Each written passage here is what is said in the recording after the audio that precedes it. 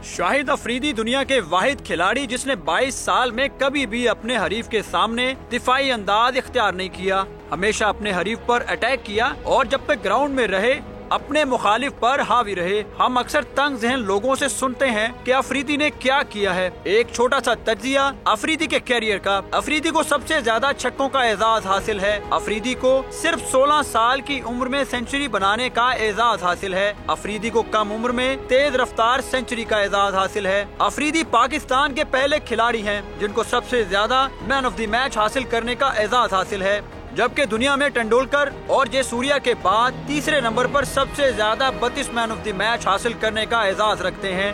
याद रहे, man of the match वो खिलाड़ी होता है जो मैच जिताता है।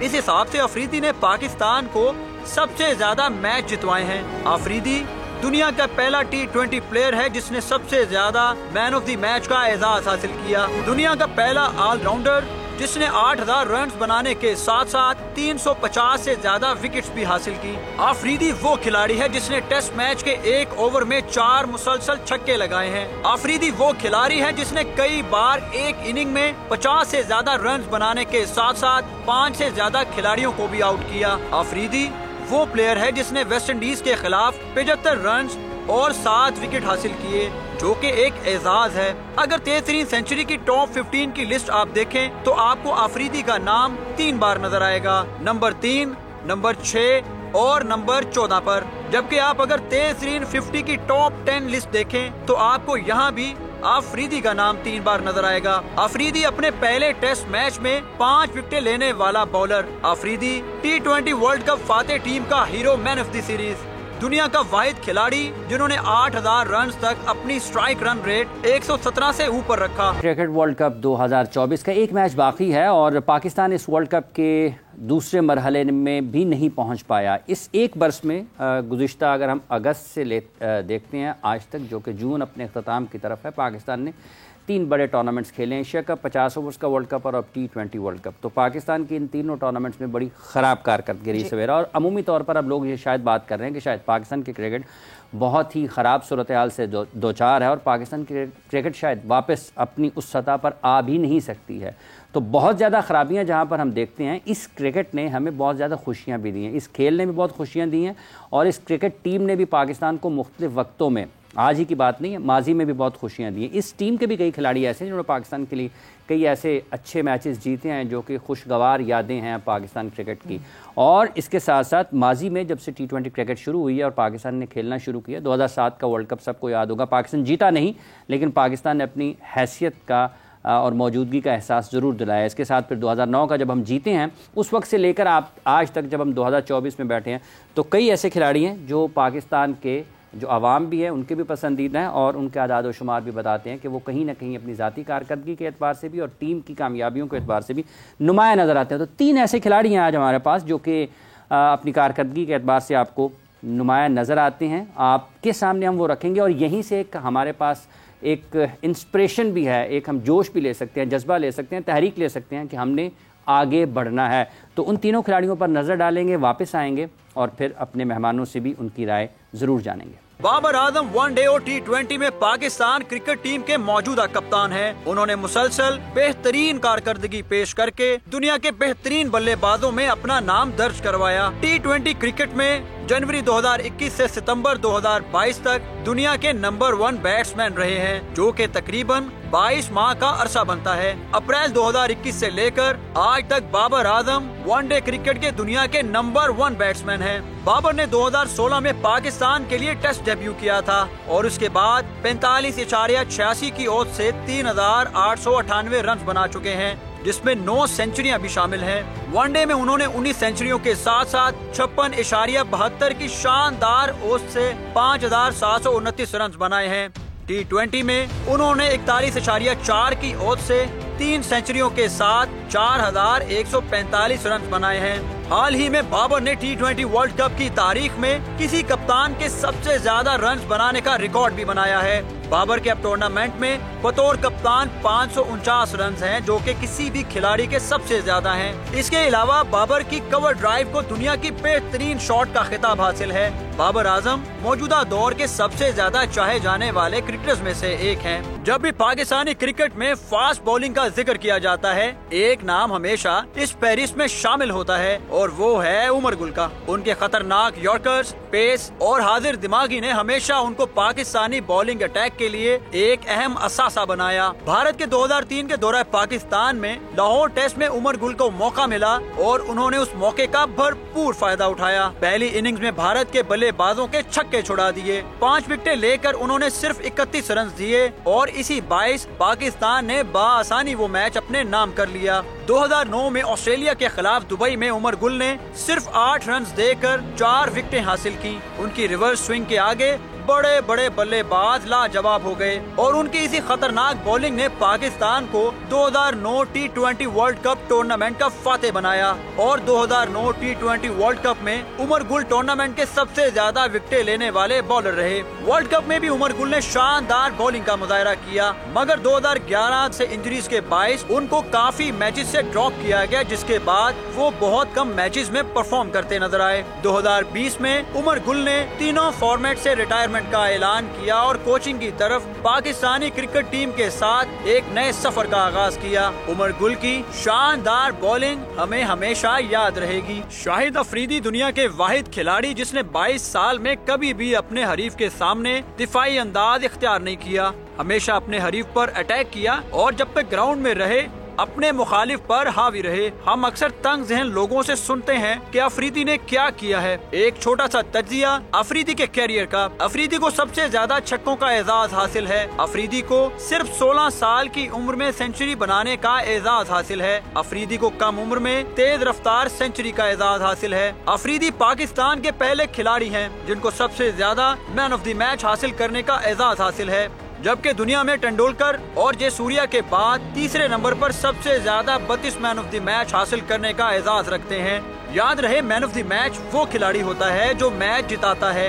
इस हिसाब से अफरीदी ने पाकिस्तान को सबसे ज्यादा मैच जितवाए हैं। अफरीदी दुनिया का पहला T20 प्लेयर है जिसने सबसे ज्यादा मैन ऑफ द मैच का एजाज हासिल किया। दुनिया का पहला ऑलराउंडर जिसने 8000 रन बनाने के साथ साथ 350 से ज्यादा विकेट्स भी हासिल की। अफरीदी वो खिलाड़ी है जिसने टेस्ट मैच के एक ओवर में 4 मुसलसल छक्के लगाए हैं। अफरीदी वो खिलाड़ी है जिसने कई बार एक इनिंग में 50 से ज्यादा रन बनाने के साथ साथ 5 से ज्यादा खिलाड़ियों को भी आउट किया। अफरीदी वो प्लेयर है जिसने वेस्ट इंडीज के खिलाफ 75 रन और 7 विकेट हासिल किए, जो कि एक एजाज है। अगर तेज तरीन सेंचुरी की टॉप 15 की लिस्ट आप देखें तो आपको अफरीदी का नाम 3 बार नजर आएगा, नंबर 3, नंबर 6 और नंबर 14 पर। जबकि आप अगर तेज तरीन 50 की टॉप 10 लिस्ट देखें तो आपको यहाँ भी अफरीदी का नाम 3 बार नजर आएगा। अफरीदी अपने पहले टेस्ट मैच में 5 विकेटें लेने वाला bowler. Afridi T20 world cup फातेह टीम का हीरो, मैन ऑफ द सीरीज, दुनिया का वाहिद खिलाड़ी जिन्होंने 8000 रन तक अपनी स्ट्राइक रन रेट 117 से ऊपर रखा। वापस किया हमने रीलिव इन सारी मेमोरीज को, इन सारे मोमेंट्स को और इन सारे प्लेयर्स को। आपके टॉप 3 भी कोई और हो सकते हैं। ये टॉप 3 नहीं, ये वो प्लेयर्स हैं जिनके या तो जिन से मोहब्बत बहुत ज़्यादा की गई या जिन्होंने पाकिस्तान टीम के लिए इम्पैक्ट क्रिएट किया, जिनके स्टैट्स उनके लिए खुद बोलते हैं। बट साथ ही साथ ये कि इस चीज़ की भी उम्मीद दिलाई गई है कि हर शाम के बाद सवेरा होता है और हम फिर से we look forward for that कि कब वो सवेरा होगा पाकिस्तान क्रिकेट में। Talking about these players, Umar सबसे पहले मैं आपकी तरफ आऊँगी। Babar Azam was the first pick that we did here, what's your take on that? देखिए, जनरेशन के बेस्ट प्लेयर हैं इस टाइम, क्योंकि हम क्रिकेट को अगर हम सेगमेंट में तोड़ते हैं तो जनरेशन्स के बारे में बात की, इमरान खान की बात की जाती है, उससे पहले बहुत से ऐसे नाम इनके जिक्र किया जाता है। इस जनरेशन की जब हम बात करते हैं तो Babar Azam is the main standalone एक पिलर है इस क्रिकेट का, जिसने बेसिकली फैंस को इंस्पायर किया है, छोटे बच्चों को इंस्पायर किया। ऑलमोस्ट जो आपने पॉपुलर का वर्ड भी यूज़ किया है, he is very much popular in this generation. उसकी वजह क्या है? उसकी वजह है कि काफ़ी कंसिस्टेंट है बाबर आजम, जब the way he run score runs. Normally जब कोई लड़का, कोई भी किसी भी टीम का लड़का खेल रहा है तो उसकी पीक इतनी लंबी चलती नहीं है, तो बाबर की जो पीक है वो इतनी कंसिस्टेंट है कि वो कहीं रिग्रेस होने का नाम नहीं ले रही। आई थिंक यही वजह जिसकी वजह से Babar has been a main pillar of this generation. Consistent है in term of making runs और इंस्पायर कर रहे हैं पूरी उस जनरेशन को। यस, आप आर्ग्यू कर सकते हैं इम्पैक्टफुल नहीं है ये वो, बट अगेन इस जनरेशन में इनसे बेहतर द वे ही बैट्स इतने एलिगेंट लगते हैं खेलते हुए, रन्स भी स्कोर करते हैं, तो पूरा पैकेज है बेसिकली जिस पे हम बात करते हैं। यही वजह है आप लोगों ने भी इसको पिक किया है, उसकी वजह भी एग्जैक्टली है कि वो इंस्पायर करते हैं। बिल्कुल, और मतलब वो जो एक कंफ्यूजन हो गई है ना कि Babar the batter and Babar the captain, उसका एक जो कॉन्फ्लिक्ट है शायद उसकी वजह से मेरा फोकस बैटर पे था वैसे। तो हम बैटिंग ऑब्वियसली बिकॉज ये हम T20 प्लेयर्स की बात कर रहे हैं, नॉट द कैप्टन की बात नहीं कर रहे। सुहेल साहब, उमर गुल मैंने अपने जो प्लेइंग कैरियर है उसमें रिवर्स स्विंग उमर गुल से ज़्यादा इफेक्टिवली कंट्रोल के साथ करते हुए दुनिया भर की मैं बात कर रहा हूँ, मैंने किसी को नहीं देखा। 2007 के वर्ल्ड कप में जिस तरीके से उमर गुल को हमने यूटिलाइज़ किया, 12 ओवर के बाद हम उनको लेके आते थे और वो जो 4 ओवर हमें करके देते थे डेथ बॉलिंग के with reverse swing, pace, aggression, लंबे बॉल और यॉर्कर लीथल उनके, तो he was amazing, he was totally amazing. फिर 2009 के वर्ल्ड कप में उनकी परफॉर्मेंसेस, तो अनफॉर्चुनेटली जो T20 क्रिकेट का कैरियर उनका इतना लंबा उस हिसाब से नहीं हुआ। जो लीग क्रिकेट, फ्रेंचाइज क्रिकेट अगर वो आजकल खेल रहे होते तो वो मेरे ख्याल में आइडियल पिक होते, सबसे पहली पिक होते। तो आई थिंक के इनकी रिवर्स स्विंग, फिर मैं कहूँगा जितना कंट्रोल के साथ जब रिवर्स स्विंग होता था ना तो उमर गुल अनप्लेबल हो जाते थे। मैंने बाकी बॉलर्स को भी देखा, रिवर्स स्विंग उनको मिलती है, बट जितने लीथल ये होते थे मैंने और किसी बॉलर को नहीं देखा, मतलब अनप्लेबल होते थे। इंग्लैंड के खिलाफ उनका एक स्पेल है वनडे में, अगर आपको याद हो, वहाँ पे उन्होंने किया था। न्यूजीलैंड के खिलाफ 2009 के वर्ल्ड कप में उनका जो स्पेल है, अनबिलीवेबल कंट्रोल आ जाता था उनके पास जब रिवर्स स्विंग हो रहा था। तो आई थिंक मैंने अपने एरा में इनसे अच्छा रिवर्स स्विंग करते हुए किसी को नहीं देखा। गुलडोजर बिल्कुल बिल्कुल। जनाब मोहम्मद वसीम साहब, शाहिद खान आफरीदी। देखिए, शाहिद वन ऑफ दोस्त को जिसको कहते हैं आप, इतना बड़ा उसका कैरियर, बल्कि एक एरा आप ख्याल है, एक एरा था शाहिद आफरीदी एरा। अब उसमें क्या था, एक जो चीज़ मतलब मैं कहूँगा कि मौजूद में ही नाम उसका इन्वेंटर्स में ही आएगा कि उस दौर में जब सईद अनवर और शाहिद आफरीदी ने ओपन स्टार्ट की थी, तो जो क्रिकेट की अब हम बातें कर रहे हैं, देवर द वन जो उन्होंने पाकिस्तान के लिए वो स्टार्ट की थी उस टाइम पे चीज़, वनडे क्रिकेट के अंदर दायरे का इस्तेमाल कैसे करना है, ऊपर से शॉटें कैसे हमने खेलनी है, तो वहाँ से इनका कैरियर स्टार्ट हुआ। तो ऑब्वियसली जो आए वो एज अ लेग स्पिनर थे, ठीक है, लेकिन उसमें यह था कि उन्होंने बैलेंस अपना रखा। जो अच्छी चीज़ अगर आप देखते हैं ना, कभी आपको ये फील नहीं हुआ कि बैटिंग की वजह से उनकी बॉलिंग नीचे आई है, ठीक है। तो बॉलिंग हालांकि उतनी हाईलाइट उनकी नहीं हुई, लेकिन बॉलिंग में उनकी ज़्यादा परफॉर्मेंसेस आपको नज़र आती हैं। बट हमें ज़्यादा याद है उनके, वो ज़्यादा हमें छक्के नज़र आएंगे, हालांकि उन्हें 5 आउट भी किए हैं, क्रूशल विकेटें भी लेके दी हैं। और एक दौर में जो हमारी नंबर 1 टीम थी, या सॉर्ट ऑफ अनबीटेबल टीम थी हमारी, उसमें आप क्वालिटी देखें कि उमर गुल आपके पास है, सुहेल तनवीर आपके पास है फास्ट बॉलिंग के अंदर, आमिर उस टाइम खेल रहे थे आई थिंक।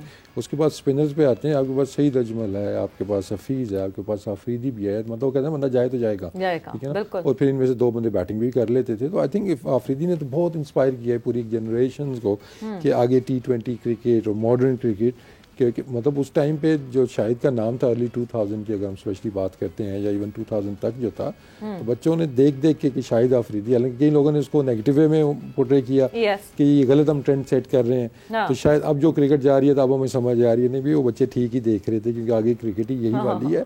तो आई थिंक बहुत इंस्पायर किया शाहिद ने। और एक चीज़ उसने अपनी फिटनेस ठीक रखी, अपनी बॉलिंग उसने वो रखी उसके ऊपर, और उसको एक ये भी क्रेडिट जाता है कि उसने देखें ओपन भी की है, वो 3 पे भी खेला होगा, 4 पे भी, आई थिंक वो सारे नंबरों पे उसने बैटिंग की हुई है। तो ये नहीं कि एक टैग कर दें जी कि सिर्फ दायरे का प्लेयर था या सिर्फ आखिर का प्लेयर था।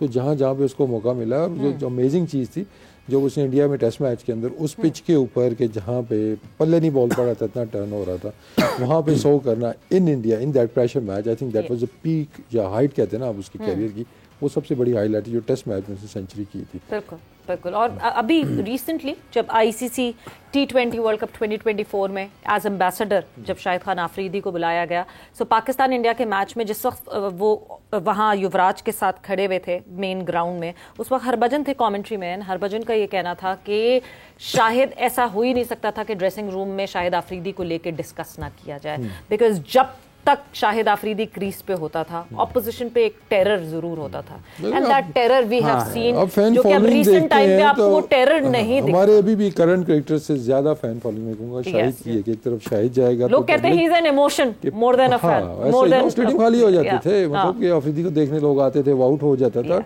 तो वो चले जाते। बाबर पे थोड़ा सा मैं ऐड करूँ कि देखिए अभी हम जो बात कहते हैं, वो जो पॉइंट आपने रेज किया ना, बिल्कुल हमें उसको सेपरेट रखना होगा। देखिए इस एरा का हमारा बेस्ट बैट्समैन है वो, ठीक है ना, और उससे you can't take that away from him. और सारे फॉर्मेट्स में, चाहे वो टेस्ट मैचेस हैं आपके, वनडे है, और जिस कंसिस्टेंसी से उसने रन्स किए हैं, तो आप वो तो डिनाई कभी भी आप नहीं कर सकते हैं, ठीक है ना। तो मुझे थोड़ा सा होता है इस दफ़ा ये फील कि यार कहीं इस सारे सिनारियो के अंदर ना हम बाबर आजम तो बैट्समैन को कहीं लूज ना कर दें, तो भी जो भी डिसीजन लेने हैं, जो भी करना है, उसमें मेक श्योर करें कि बाबर आजम आपका एक मतलब सुप्रीम बैट्समैन है इस टाइम पे, उस पे आंच नहीं आनी चाहिए। उसके पहले आपने जो भी चीज़ें करनी है, मैं ये नहीं कह रहा कि उसको उतारें या लगाएं या जो वट एवर, लेकिन जो एज अ प्लेयर उसको we don't want to lose him, we can't afford to lose him. तो हमें बड़ा सोच समझ के हमें डिसीजन लेने होंगे। यही फिर मैं कहता हूँ ना कि जब आप चेंजेस करते हैं, ये फैक्टर्स भी आपको देखने चाहिए, चाहे लगाते हुए भी, चाहे उतारते हुए भी। बिल्कुल जी, सोच समझ के डिसीजन, सोच समझ के बड़ी मीटिंग्स इस वक्त हो रही हैं, बट वो डिसीजंस भी लिए जाए।